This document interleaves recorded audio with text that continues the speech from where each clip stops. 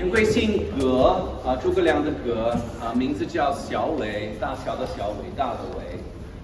英文名字叫Pete Grease. I am the director of the Manchester China Institute, the Li Kaiheng Chair, as well as professor of Chinese politics. I'm going to say a few things after I introduce our first speaker, and then we're going to have the reveal of our two runner-ups and our two winners, one each from the UK and China. So with that, oh, and by the way, please, at any point, grab something more to drink. Feel free to keep eating. This is very casual.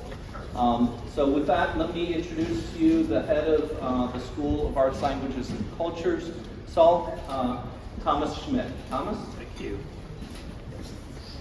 Well, thank you very much. It's the second time that I've been invited and honored indeed to open to say a few opening words for this really sort of fantastic enterprise, which is the photo competition of the Manchester China Institute in collaboration with Creative Manchester. I'll only say a few words. You're not here to hear me speak or to look at me. You're actually here to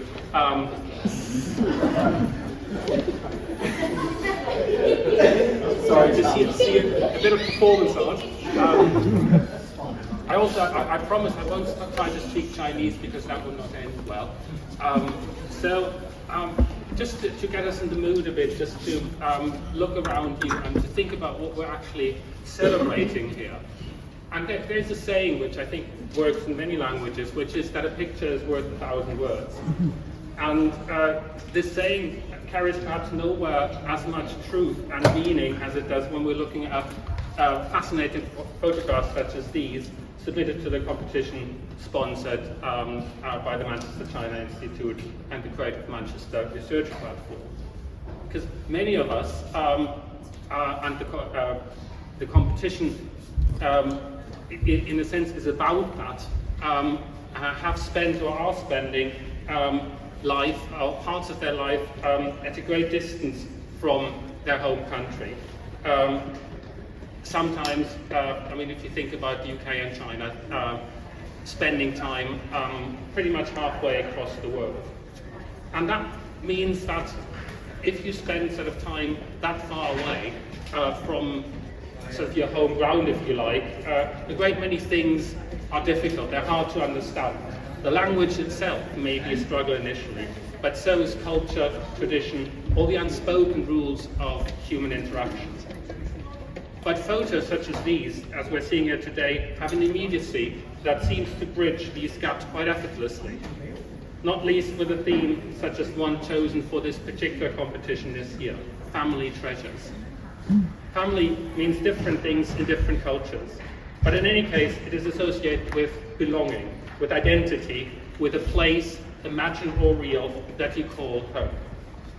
And a family treasure is an object that evokes this sense of home, that sense of belonging, and it does so regardless of where you are. In a sense, you can, with a family treasure, you can take that sense of belonging with you wherever you are in the world. And already sort of just looking through the exhibition, I mean, what I found fascinating is the different kinds of objects and animals, human beings, places, houses. So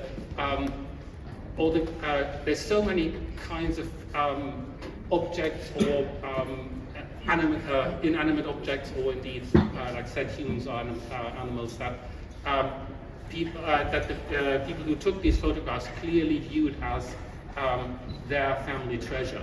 And the photo, as I said, makes this family treasure something you can take with you, something you can evoke, something that I do think speaks to everybody, regardless of whether they are actually very fluent in the other types of languages that we usually use to enable communication. So, like last year, I mean, this is a wonderful event. I'm really honoured to be asked to open it. I'm sure you've all already seen the photographs and seen how evocative they are. And yes, it's Now, of course, is the time to actually think about not only about the photographs as a whole, but the specific photographs, which to the jurors seem to evoke this idea of belonging, this idea of treasure in the most effective way possible. Thank you.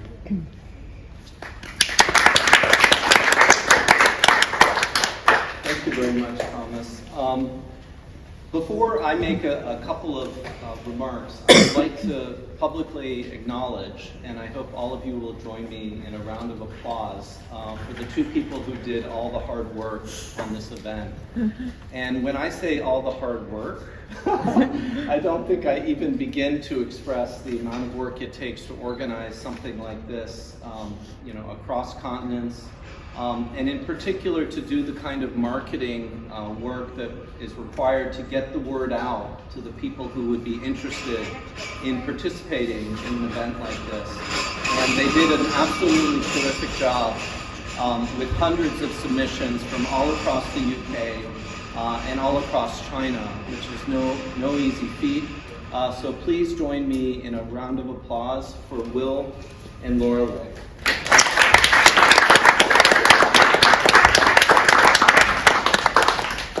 One other additional round of applause for Will, because he has been the MCI manager for the past 4 years, came in just before COVID. Unfortunately, will be leaving us at the end of this month. But he, in particular, took this vision of the UK-China International Photography Competition, and he grew it into something that has really become a really key kind of branding statement for the University of Manchester, and something that has put certainly the Manchester China Institute on the map for this kind of effort to promote mutual understanding in UK-China relations. We are searching for someone to take over Will's position, but Will never be replaced. So you're here to Will. He's off to warmer pastures in Thailand, though, so you can ask him about that later. Just very briefly, before we start the unveilings, the idea behind having an international photo competition stems from the deeper vision behind the launching of the Manchester China Institute a little over 5 years ago, which, for those of you who aren't familiar with MCI, was founded 5 years ago based on a very generous gift by our donor, Dr. Li Kai-hung, who enabled the creation of the Institute. And the vision was a dual one. Like most China institutes, we promote excellence in research about China across the university, but we also have a normative agenda to promote mutual understanding in UK-China relations. And as a political psychologist studying China's relations with the world for many decades now, a lot of my work draws on insights from social psychology. And one of the core lessons that has driven a lot of my both research and social responsibility outreach is the finding on the central role of empathy and perspective taking in promoting mutual understanding. In other words, just interacting with each other is not enough. And actually, I think Oxford Road in Manchester is sort of good proof of that. I mean, there are lots of interactions between Chinese and Brits that go on every day, but those interactions are indeterminate in terms of the impact that they'll have on mutual perceptions. Lots of psychological scholarship done during the civil rights movement in the United States, and even policies like busing that just basically tried to shove blacks and whites into the same classrooms. It revealed that actually that can be counterproductive. Things can be worse if you're put together in the wrong conditions. But what they did learn is that one of the things that can lead to increased contact, reducing prejudice and racism, was when people were empathetic towards one another, when they could start to see the world from each other's perspectives. So, in order to bring about this vision of promoting mutual understanding, the idea behind this photography competition was that, as Thomas put it, I think an image is worth 1,000 words. And in a way, it's qualitatively different as well, because it doesn't necessarily require words. And so one of the challenges in China's relations with the world more broadly, and certainly the UK is no exception, is that you have language divides and cultural divides. And that makes it easier for us to inhabit a world where we think about each other as, you guys are the Martians, we're the Venetians, right? But no, we're all human beings, but we keep forgetting that. Our day-to-day, watching the news, hearing about economic competition, trade competition, security issues, all we hear about is different. We're good, they're bad. Or worse, we're good, they're evil. Or worse, we're human and they're demons. 鬼子. You know, that is unfortunately kind of lays the psychological foundations for violence. So what do we do? Psychologists teach us, encourage people to see themselves, see the world from the other's perspective. Too late to not be long-winded, but the idea is that these photographs will, I believe, allow people who don't speak the same languages, who understand what the common theme is, to say, I can relate to that person a world away from me. They're just like me. They value, the heirloom from their grandparents. They value their parents and the hard work they've done for me. We are all, after all, human and share the same challenges that we all do as social animals.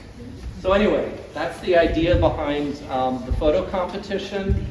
And for the first unveiling, I would actually like to ask Esme Ward, who is the director of the Manchester Museum, to come forward, and we'll just randomly take this one here.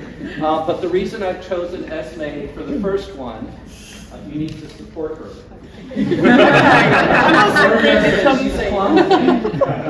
They don't let me anywhere near the collections in the museum, so this is a real treat. But for those of you who are not aware, Esme has just opened an amazing team at the Manchester Museum, led by Esme, has just opened the Li Kaiheng Chinese Culture Gallery at the Manchester Museum. And I have been so thrilled to work with her and her team.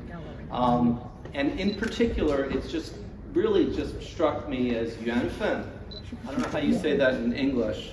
Good fortune or destiny, that the Manchester Museum, fate, serendipity, that Esme and her team at the Manchester Museum also really emphasize empathy and perspective taking as a key way to achieve their mission at the Manchester Museum. And as a kind of very visual representation of that shared strategy that we have, Esme very generously is displaying images from previous contests at the entrance to the Lee Gallery. So if in the future you go to the Manchester Museum and you enter the Lee Chinese Culture Gallery, you'll see a plasma TV screen, LCD, I'm not sure, large, and it'll be flashing through different photos from China and the UK, and those are all part of this same competition from previous years. By the way, this is the 5th year of this competition. We're very excited about that as well. Anyway, with no further ado, do we need a drum roll? We didn't prepare anything. Does anyone have something to hit against their wine glass? Okay. That, please. Ooh, yes, reveal. It's catching on the bottom right-hand corner.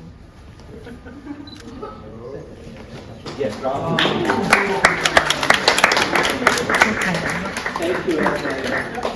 So this is the runner-up that was submitted from China. For those of you who haven't had a chance to look at the rules, basically you had to use a smartphone to capture an image that spoke to you about the theme of family treasures, and you had to write a short text and give it a title. The only qualification was that you be a resident of either China or the UK. It didn't matter your nationality or where you took the photo. This one was submitted by a resident, someone living in China, basically, and it was our, this is the UK one, sorry, this is the UK side, but not taken in the UK. It's very important that you hear the title and you hear the narrative behind it, and we're very fortunate to have with us someone who should be unfamiliar to all of you. Michael Wood, that's an American's attempt at sarcasm. We don't do it as well as so what I meant to say is we have the illustrious Michael Wood here, who has agreed to read out the titles and the descriptions for each of the four that you'll be seeing here today. Michael was also, and has been, a judge in this competition, I believe, from the very beginning. So he has served us, the Manchester China Institute and the UK China Photography Competition loyally for 5 years now. So with that, please join me in a round of applause for Michael Wood. You may know him from TV as well. Can I just say a word about, because actually it's got better each year. The competition has got better each year, and more, I mean, Will's job has been huge in the end because with so many people applying. I have to say that the Chinese entries continue, this is a bit controversial, continue to be better than the British entries. So Britain needs to step up. And I should also say that the Chinese entries, being from China, of course, you'll see many great photographs about food. I mean, wonderful photographs. The grandma in her kitchen, beautifully side lit. You know, the homemade noodles shot. The Chinese are typically about food, but this one, Olivia Parsonage shot this, and there were many choices for the runners-up here, and it was very difficult to decide, to be quite honest. But we love the simple shape of this, the simple colours. It's a very graphic thing. It's something that doesn't look as if it's snapped on a family occasion, but it's something more that you might see in a magazine or something like that. But here's the story of the picture. Olivia Parsonage, and it's called Micah Barr's hat. The hat belonged to my student, Mike, whose grandma handmade this hat nearly 100 years ago, in her granddaughter's words. She gifted it to me when I left Vietnam. Mai was a studious and sensitive teenager whose parents were going through a tough divorce. She often stayed after class to confide in me and has continued to stay in touch in the 7 years since she left. Despite its awkward shape, it's one of the only things that I've ever kept hold of over my many house moves. Micah Barr's hat. You can keep it because we're going to need you more. Thank you, Michael. So that is the runner-up on the UK side. Sorry, it's a little louder. Now we're going to unveil the runner-up on the Chinese side, and I think I would like to invite Jerry Young up to help reveal this. Jerry is now an old and dear friend. Grandfather. No, not quite, but has been a huge friend and helper to the University of Manchester, and in particular to the Manchester China Institute. Also a very generous donor. He helped pay for a 2-year postdoc to conduct research on a really important area, which is promoting volunteering in the UK and China through a comparative study of charitable work in the third sector. So actually, before he unveils our runner-up, if you'll join me in a round of applause and thanks for Jerry Young. Great, so reveal. Try that lift. Great, I'll take it. Wow.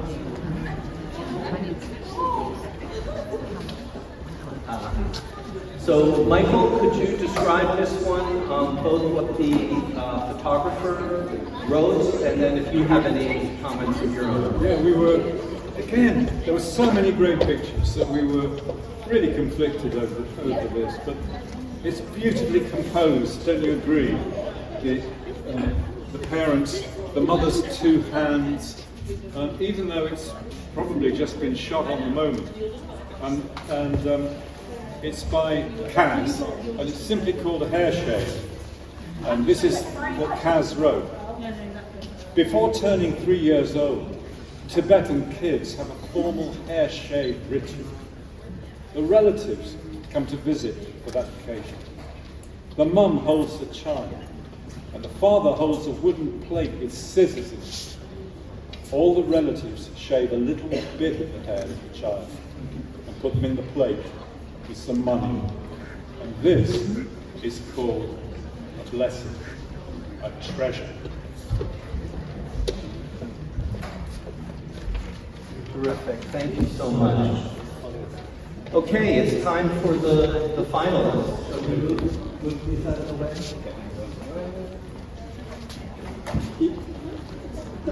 This one should be the UK. Michael, do you want to do the reveal as well?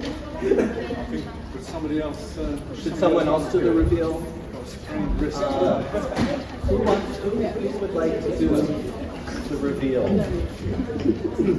Should I randomly choose somebody? John, why don't you come up here? Yes. John McAuliffe is the head of Creative Manchester and has also been a partner, of course, in this project. Do you want to say anything? No, I'm happy to.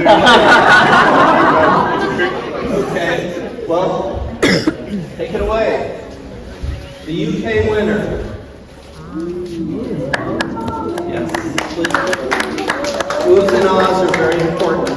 Let's do that one more time. Another round of oohs and ahs. Ooh, ah. Great. Michael? Yeah. This is by Karina Andrisson. And her treasure is art.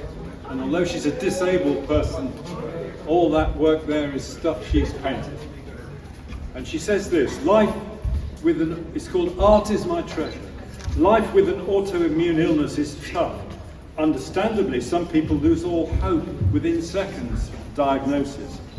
Rediscovering art has kept my spirit alive for the last 15 years, even though I'm stuck in a wheelchair.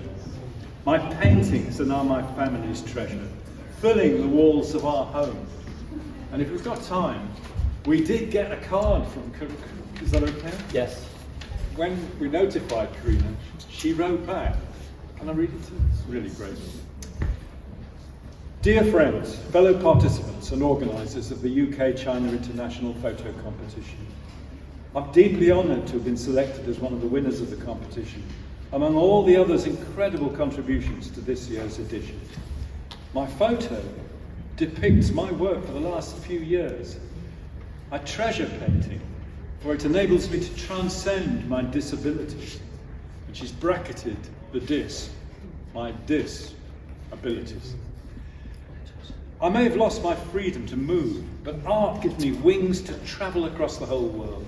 I blend colours and shapes and shades with my innermost feelings, hoping to reflect joy and courage. So thank you for the opportunity to share my family treasure with all of you. I wish that my story inspires you to find treasures even in the bleakest of times and celebrate them together with your family and your dear ones. With gratitude, Karina.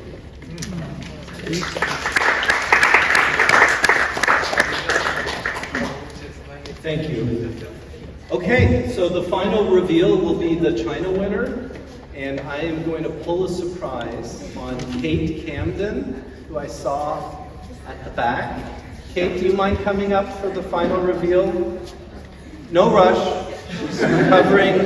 She's recovering from an injury. Build up the tension. Good. For those of you who don't know Kate, she is our head of development, DDAR, and I have worked very closely with Kate over a number of years, particularly my first year. And none of this would have been possible without Kate's hard work. She helped work with our benefactor, Dr. Li Kai-hung, and enabled the creation of the Manchester China Institute. And honestly, all of this, the Li Gallery as well. And I think she's one of the unsung heroes of this university, personally. It was a team effort, absolutely. So join me in a round of applause for Kate. Okay, so the reveal, please.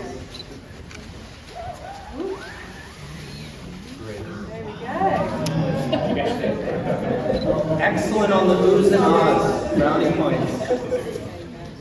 So Michael? You see what I mean about Chinese and food? Actually, the caption for this is very short, so maybe I can just underline, from my point of view, what Pete said about empathy. I mean, we're living in difficult times, and empathy is one of the biggest things that we need to encourage. Those of you who've seen the wonderful new gallery here will have seen the little films that we've worked on together with the students. A film about a Chinese calligrapher in Manchester, a film about a restaurateur, a Tai Chi teacher. And people have loved those films. The feedback's been absolutely great. And everywhere one encounters that need on people's behalf to encourage empathy. And as from my point of view, as I'm the president of SALC, the Society for Anglo-Chinese Understanding, and in very difficult times, I feel it's so important to do that. I was at the Cadogan Hall concert of East and Western music together a couple of weeks ago with a Chinese conductor and soloist in the London Philharmonic. Several people had come over from Beijing, and they came over to me afterwards and said that, you know, a little film that we had made, which was shown on CCTV about the Chinese poet Du Fu, they came over and said, we really feel it's so important that we couldn't believe that somebody in the West had made a film expressing why we love him so much. And it just underlines the fact that we really do need to keep in our minds the necessity of empathy. So, and this is a wonderful empathetic picture. It's by Zhou Zheng. And the picture is called Kitchen Mother. And the title is simply, Mother's Kitchen is our family treasure. Thank you, Michael. Zhou Hai also sent us a letter by email, sort of an acceptance letter, and I've asked John Hai, who is a visiting scholar with us here at the University of Manchester this year, if he would read it for us in Chinese. So John Hai, if you could come forward and read the winner's acceptance speech in Chinese. 用中文讲。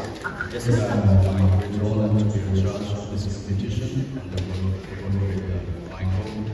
Thank you, Peter, and organizing this fantastic competition photography. Now, on behalf of the photographer chosen to read his acceptance letter in Chinese. 感谢大家贵贵的获奖通知，我是通过互联网知道贵会中的。我的作品拍摄于今年的农历大年除夕，那是2023年元月21日的下午。画面上的是我的母亲，今年88岁了。灶台依旧是她操守的舞台，射进来的一缕春光，温暖着母亲做的年夜饭，也温暖着我们子女的幸福。年味里有着母亲的味道，那是人世间的质朴。我认真阅读了大赛的征稿主题《传家宝》，我想我的这个作品能诠释我心目中的传家宝理念。首先是灶台，存在的年份比我的年龄还大，灶台的烟火气滋养了我们一家子。其次当然是我的母亲，为人妻，为人母，甚至操守的时光打落在灶台上的事。灶台混着袅袅烟火气，那是我家时间上的传家宝。母亲在生活的舞台上扮演成灶台的主角，如今成了我们子女时间上的宝。谢谢大家。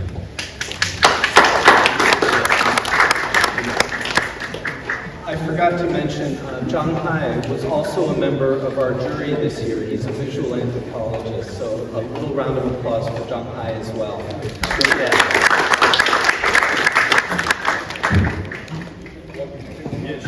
So Michael will now read the English translation of the Chinese winner's acceptance speech. Thank you for letting me know that I won the first prize. I heard about the competition from the internet.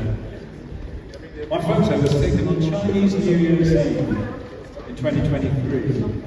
It was the afternoon of January the 21st. It's my mum in the photo, and she was 88 years old.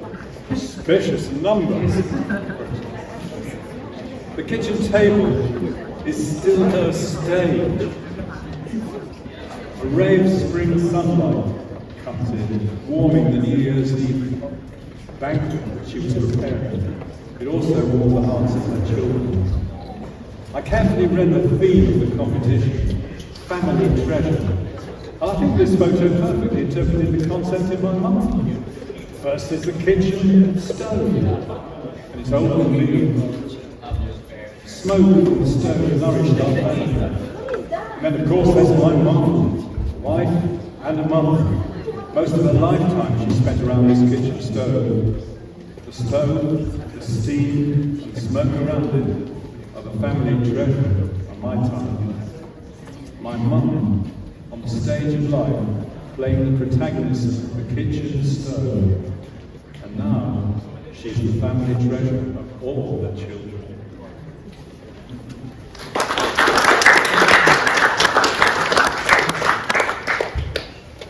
Thank you, Michael, and thanks all of you. That brings our award ceremony to an end. However, the exhibit will continue to be on display for most of the rest of the month of May. So please do stick around, enjoy the remains of the wine and other drinks. Enjoy the exhibit now, but please come back and please share with friends and colleagues and encourage them to come take a look for themselves. So thank you for coming and enjoy your evenings. Thank you.